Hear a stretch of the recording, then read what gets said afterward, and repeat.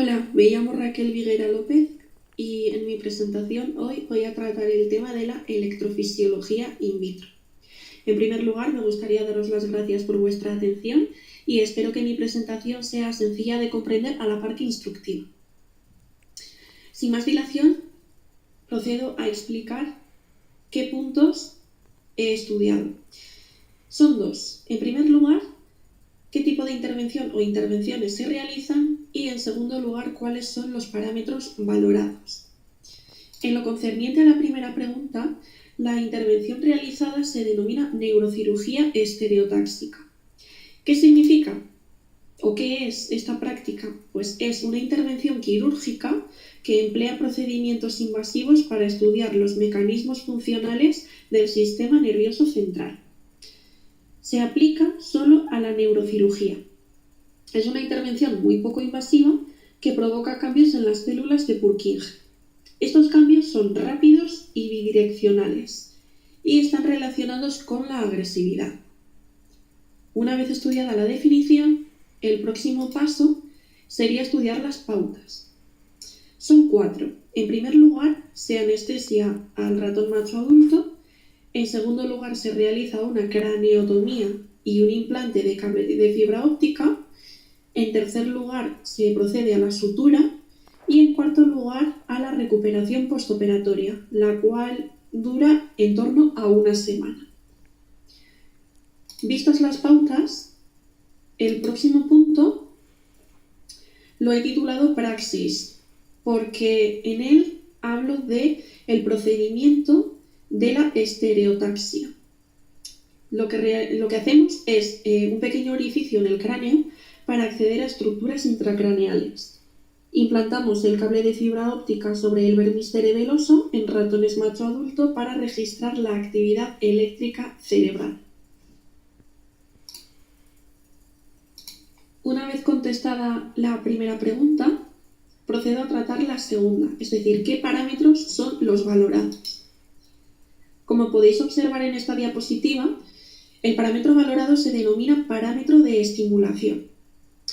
Lo que hacemos es utilizar un láser azul para activar la CHR2, también denominada canalrodopsina. ¿Qué es la canalrodopsina? Pues es una proteína de la subfamilia de retinilideno y funciona como canal iónico activado por la luz. También utilizamos un láser rojo para la activación de ALO-EYFP, la cual también es una proteína. Estas dos proteínas controlan las células que han sido transfectadas, es decir, se les ha introducido material genético externo, en este caso un virus. Una vez finalizadas las dos cuestiones, antes de finalizar mi presentación, me gustaría mostraros la bibliografía o fuentes que he utilizado para realizar esta presentación. Creo que me han ayudado bastante en mi investigación y que podrían seros de ayuda para futuros proyectos. Finalmente, daros las gracias de nuevo por vuestra atención y espero que la presentación os haya resultado amena. Laura y Inchane, y vamos a hacer la presentación de electrofisiología in vitro. ¿Cuáles son los grupos experimentales y cuáles los grupos de control? Los experimentales son los ratones residentes C57BI/6N y este grupo es el que se modifica optogenéticamente y con el que se experimenta, por lo que es en el que se ven los resultados del estudio. El grupo de control, que son los ratones BAL, es el que no se modifica, por lo que sus respuestas son las naturales. El grupo experimental es la variable independiente, mientras que el de control es la dependiente. Las técnicas psicobiológicas que se utilizan son, una de ellas es la optogenética. Es una técnica experimental que combina procedimientos tanto de ingeniería genética como de física óptica para marcar neuronas específicas del cerebro y poder activarlas a voluntad al realizar el estudio mediante rayos de luz de una determinada frecuencia. Para realizar este estudio es necesario anestesiar a los ratones, sacrificarlos por decapitación y extraer su cerebro, ya que la técnica es in vitro. Una vez tenemos el cerebro, se realizan unos cortes, creando así unas rodajas en el cerebro sagital. Estas rodajas se preparan con diferentes sustancias y se dejan a temperatura ambiente durante unos 30 minutos. Mientras se realiza el estudio, los datos se obtienen de diferentes maneras, con un amplificador y un filtrado electrónico de paso bajo.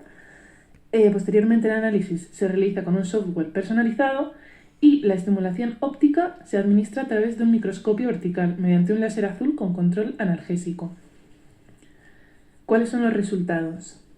La conclusión del experimento más primordial señala que la agresión es regulada por las células de Purkinje, más concretamente en el área del vermis cerebeloso.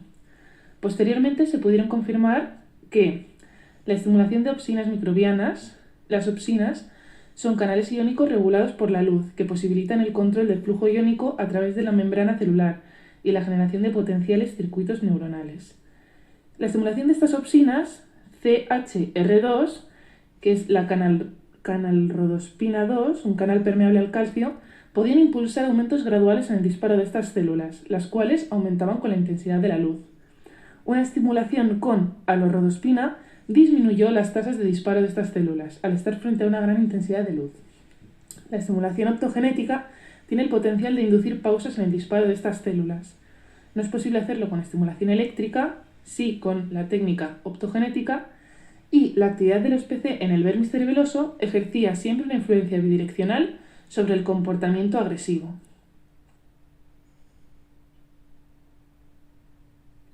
Hola, soy Borja Robles Ibáñez y esta es mi presentación en la que trataré el tema de la electrofisiología in vitro.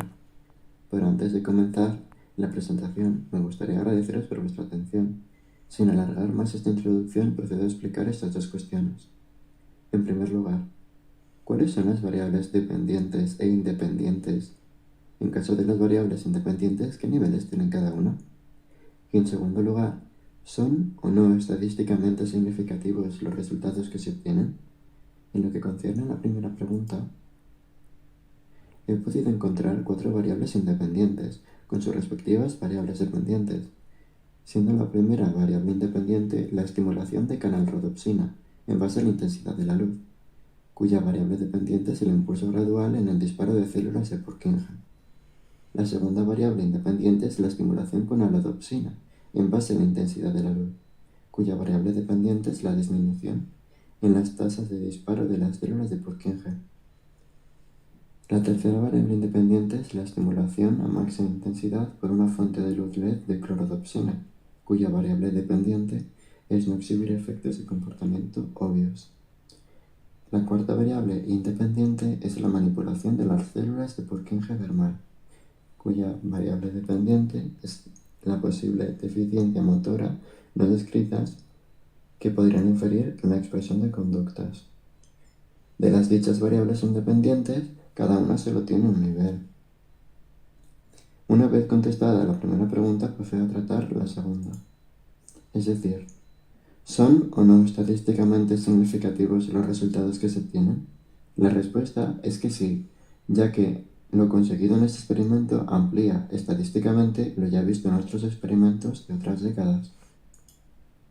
Para terminar, en la bibliografía he utilizado el artículo científico proporcionado para realizar esta app y aquí les proporciono el enlace al artículo traducido al español y el artículo original.